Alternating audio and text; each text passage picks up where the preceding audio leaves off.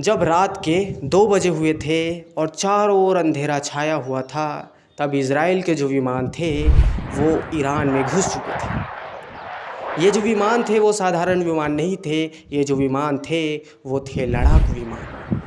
और फिर क्या, उन विमानों ने ईरान के बहुत सारी जगहों में एक एक करके बम गिराना शुरू कर दिया था। और जो उन इजरायली लड़ाकू विमानों का निशाना था वो थे ईरान के परमाणु ठिकाने। इज़राइल ने ये दावा किया है कि जो ईरान है वो परमाणु हथियार बनाने की कोशिश कर रहा है। इसीलिए जो लड़ाकू विमान थे उन्होंने नटैंज, फॉर्डो और इस्फहान जैसे जगहों पर एयर स्ट्राइक कर दी।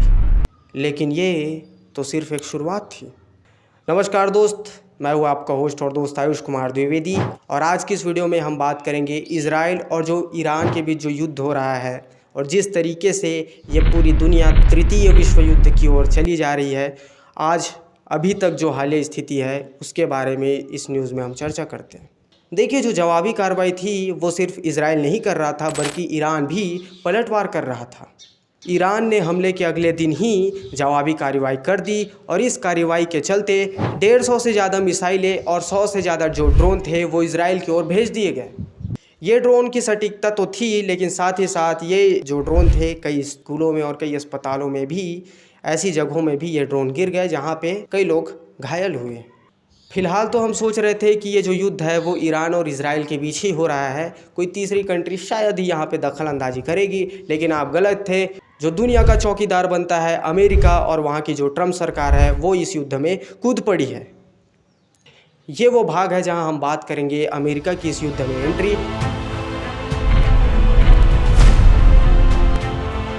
अमेरिका के कूदे जाने से युद्ध का प्रभाव और भी बढ़ गया है। चलिए देखते हैं यहाँ पे क्या हुआ। अमेरिका ने भी ईरान की ओर कई प्रमुख जगहों पर सटीक तरीके से मिसाइलें दाग दी, खास करके ऐसे जगहों में जहाँ पर यह बात थी कि यहाँ पे न्यूक्लियर प्रोग्राम चल रहा है। दोस्तों, जो अमेरिका ने जो टेक्नोलॉजी का इस्तेमाल किया था वो बहुत ज़्यादा आधुनिक टेक्नोलॉजी थी मिसाइल की, और उन्होंने बहुत ज़्यादा तबाही मचाया। अमेरिका ने इस ऑपरेशन को नाम दिया है ऑपरेशन मिडनाइट हैमर, और अमेरिका ने कहा कि हम शांति चाहते हैं, लेकिन अमेरिका के जो राष्ट्रपति है ट्रंप ने, उन्होंने कहा है कि अब वक्त आ गया है कि ईरान की सरकार को बदल दिया जाए। ये तो बात है अमेरिका की युद्ध में एंट्री से। अब अमेरिका के युद्ध में एंट्री होने से जो दुनिया है वो 2 हिस्सों में बंटने के कगार पे है। रूस और चाइना एक तरफ हो गए हैं, अमेरिका और इजराइल एक तरफ हैं। जैसे जैसे आगे बढ़ेगी आपको बहुत सारे ट्विस्ट एंड टर्न्स देखने को मिलेंगे इस युद्ध में। हो सकता है कि यहीं से तृतीय विश्व युद्ध की शुरुआत हो जाए, क्योंकि अब दुनिया है वो फिर से 2 खेमों में बंटने जा रही है। इस हुए भीषण त्रासदी से दुनिया की भी प्रतिक्रिया सामने आ रही है। कई देशों ने चिंता जताई है और कहा है कि ये जो लड़ाई है वो बहुत ज़्यादा ख़तरनाक है। ये न सिर्फ वो 2 देशों को प्रभावित करेगा बल्कि पूरी दुनिया को प्रभावित करेगा।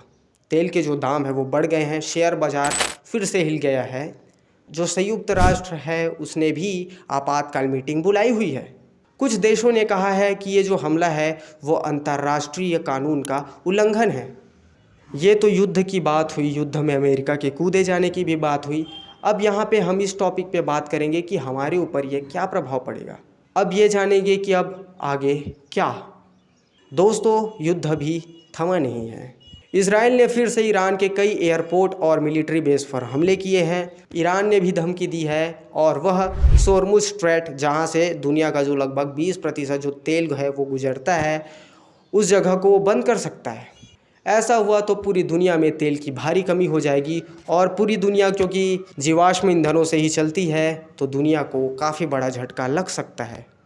अगर बंद कर दिया गया तो दुनिया में तेल के जो दाम हैं अचानक से तेज़ी से बढ़ जाएंगे और तेल की अफरा तफरी हो जाएगी, बड़े बड़े कारखाने बंद हो जाएंगे। दोस्त, इन चीज़ों को देख के हम ये कह सकते हैं कि वास्तविकता में युद्ध में जीत किसी की नहीं होती। जो हार होती है वो सिर्फ़ और सिर्फ लोगों की होती है, आम जनता की होती है। दोस्त, बच्चे, मरीज, निर्दोष, चाहे वो इस पक्ष के हो चाहे उस पक्ष के हो, मारे जाते हैं बुरी तरीके से, और उनकी मृत्यु पर कीड़े मकोड़ों जैसे प्रतिक्रिया की जाती है, जैसे कुछ हुआ ही नहीं है। ये लड़ाई सिर्फ 2 देशों के बीच नहीं है, अब पूरी दुनिया को इसका असर झेलना पड़ेगा। देखते हैं कि क्या ये युद्ध थमता है या और आगे बढ़ के ये कोई विश्व युद्ध का रूप ले लेगा। अंत में जाते जाते बस यही एक सवाल है आपसे कि क्या कभी युद्ध से शांति मिली है, या मिली है सिर्फ दर्द भरी और दुख भरी कहानियाँ।